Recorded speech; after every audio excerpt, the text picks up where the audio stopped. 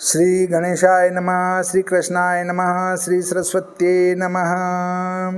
देखिए, आज आपको श्रीमद्भागवत महापुराण के 8वें स्कंद का 12वां अध्याय श्रवण कराता हूँ। आप प्रेम से मन लगाकर श्रवण कीजिए।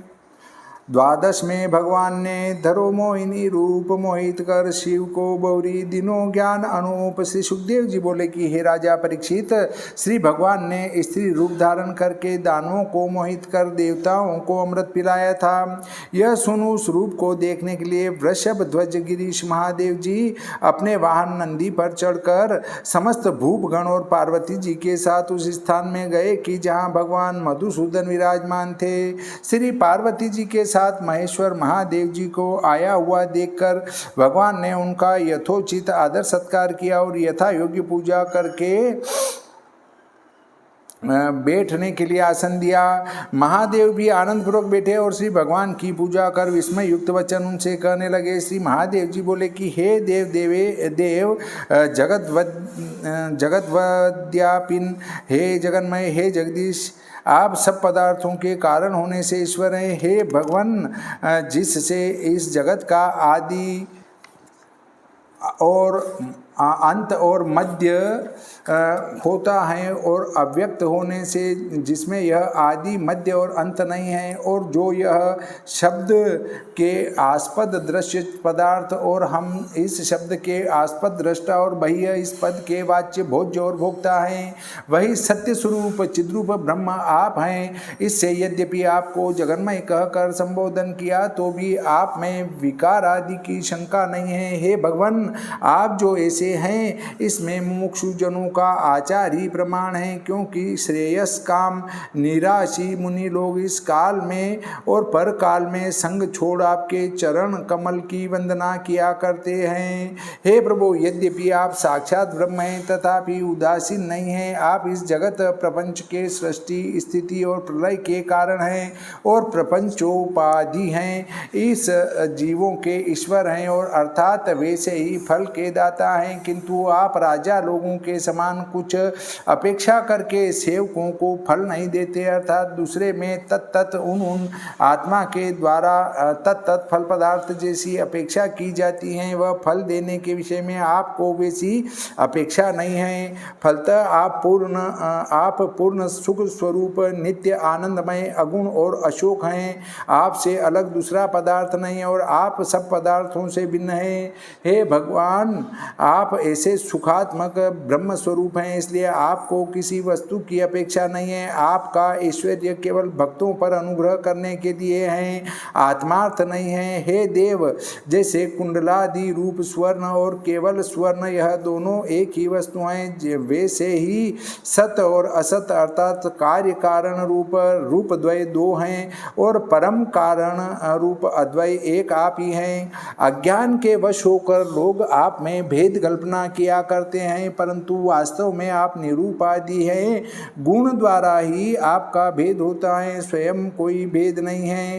हे भगवान, अज्ञान के वश होकर लोग अनेक भांति से आपका वर्णन किया करते हैं, परंतु कोई भी तत्व नहीं जानता। कोई पुरुष वेदांती लोग आपको ब्रह्म मानते हैं, कोई मीमांसक आपको धर्म कहते हैं, कुछ लोग सांख्य जानने वाले प्रकृति पुरुष से परे आपका वर्णन करते हैं और दूसरे पंचरात्रज्ञ पुरुष नवशक्ति युक्त परम पुरुष कहकर आपको बताते हैं, और कुछ पातंजल दर्शन जानने वाले अव्यय स्वतंत्र महापुरुष आपको कहते हैं।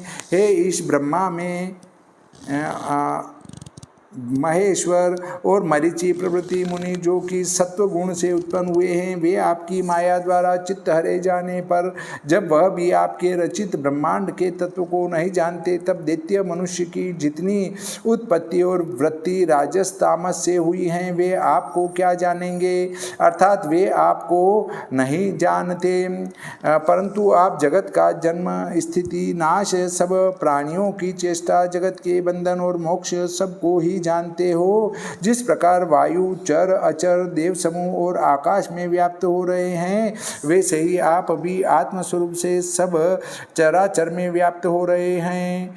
आप ज्ञान स्वरूप हैं, इस कारण सबके आत्मा है। हे भगवान, आप गुण द्वारा क्रीड़ा करके जो जो अवतार धारण करते हैं, मैं उन सबको देखता हूँ। इसलिए अब जो आपने मोहिनी रूप धारण किया है, मैं उसे देखने की इच्छा करता हूँ।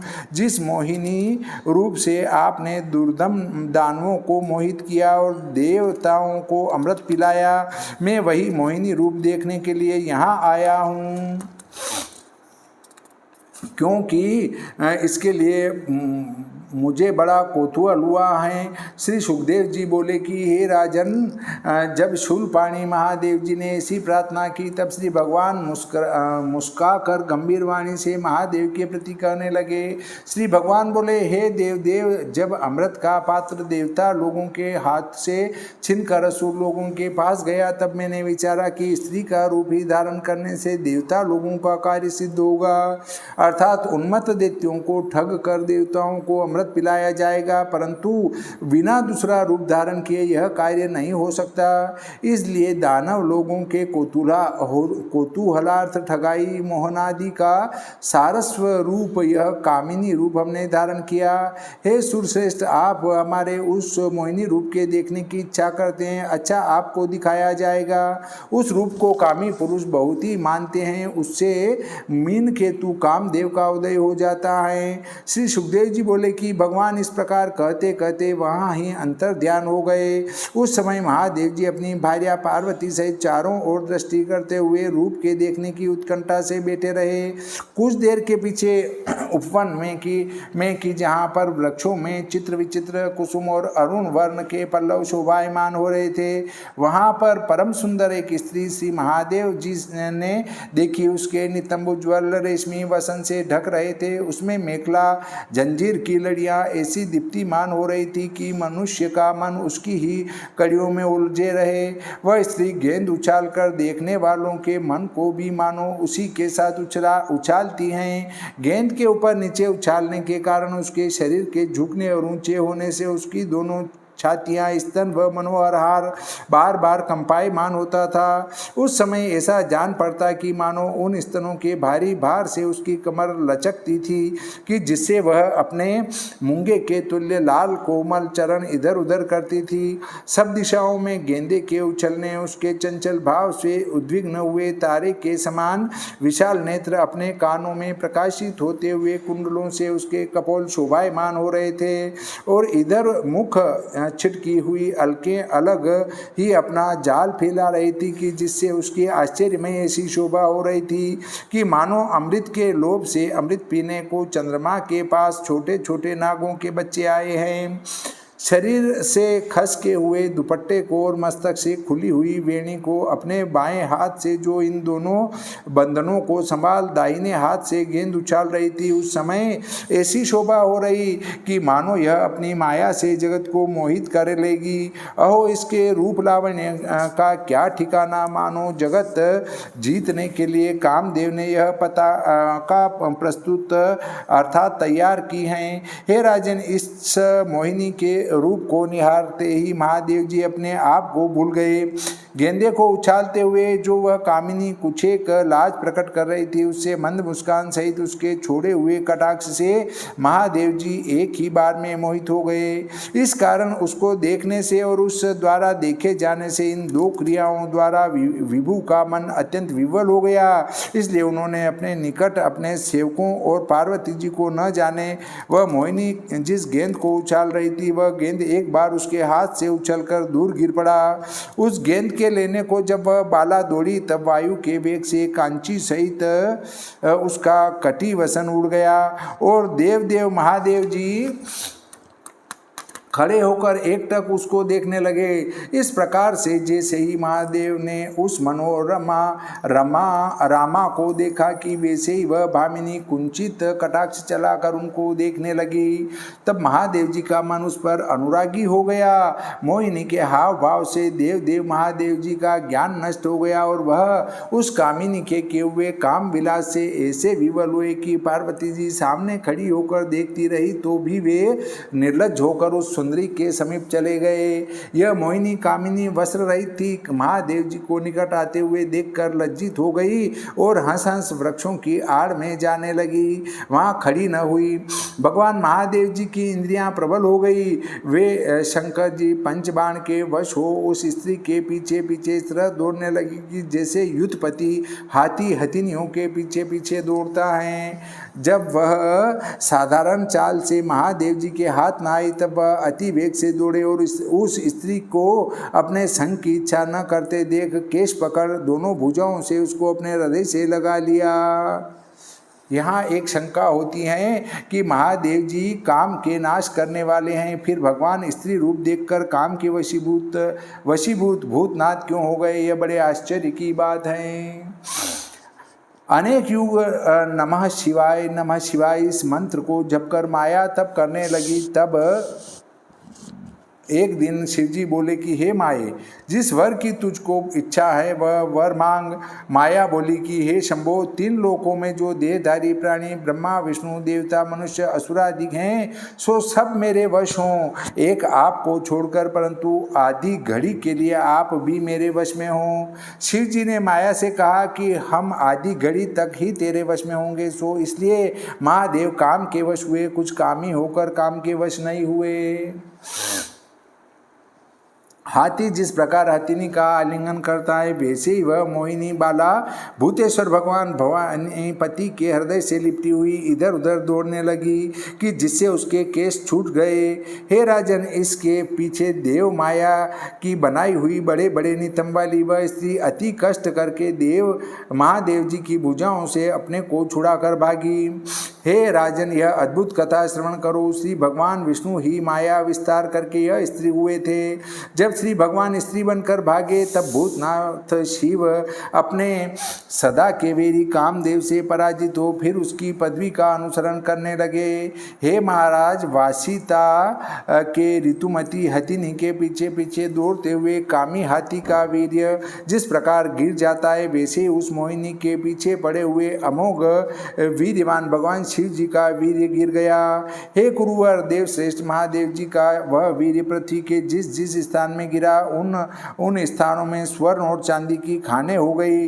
देव महादेव जी इस प्रकार से मोहिनी के पीछे दौड़ते दौड़ते नद नदी सरोवर गिरी वन उपवन और जहाँ जहाँ ऋषि लोग रहते थे उन सभी स्थानों में पहुँचे।